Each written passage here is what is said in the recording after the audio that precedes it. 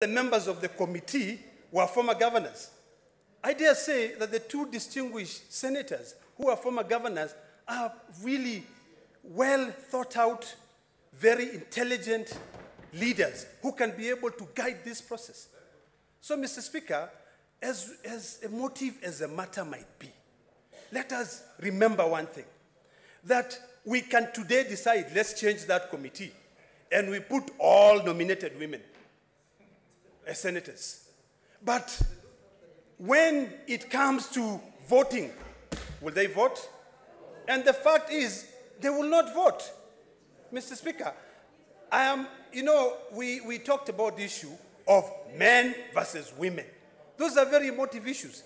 But when it comes to a process, which is clearly defined by the Constitution, the only people who will vote are the leaders of the delegation.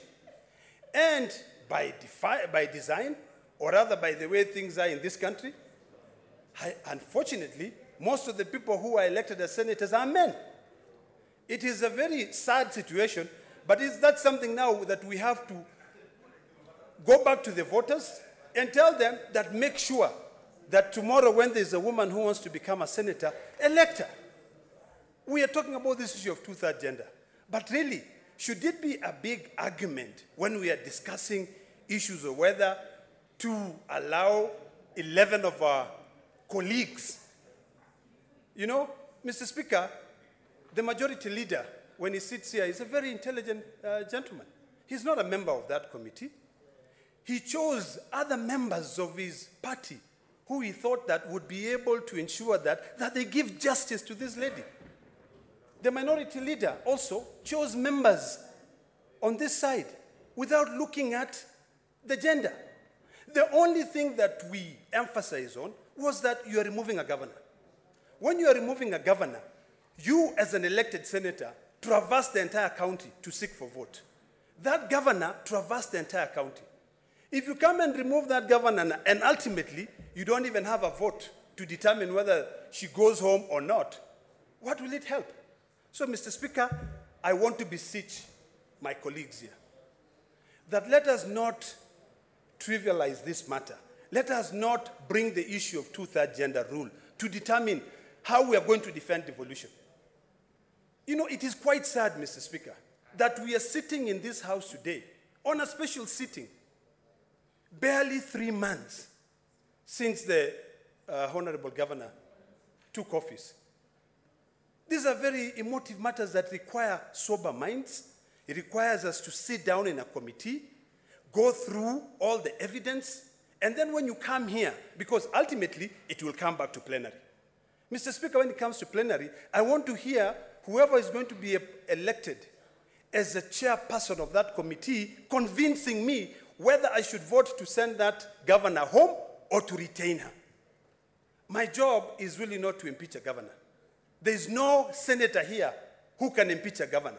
A governor can only be impeached by the MCS. Our job is just to go through. We actually will be working as if we are, what do you call it? Huh? You know, there's a word, they use it a lot in America. As a jury. So our job is like as a jury. So we'll be sitting there and saying, did they follow the law? One. Okay, if they presented evidence that the governor spent the money at source, is it true?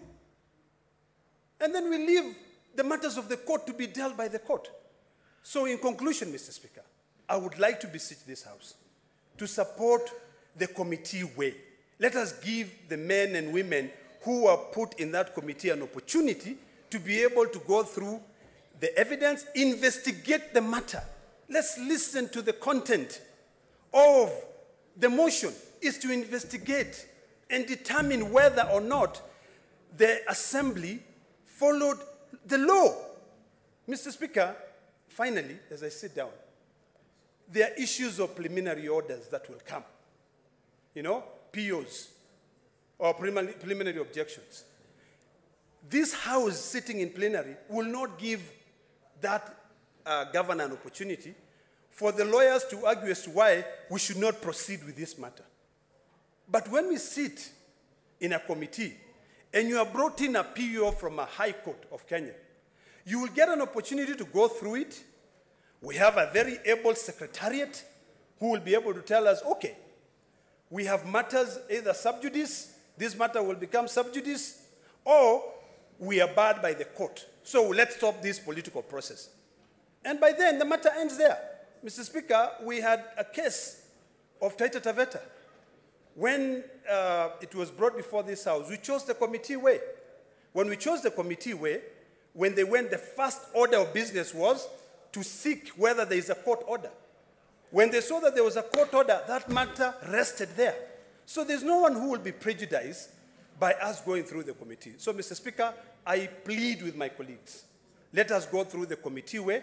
We give these distinguished senators an opportunity to be able to investigate and save devolution. Mr. Speaker, I thank you.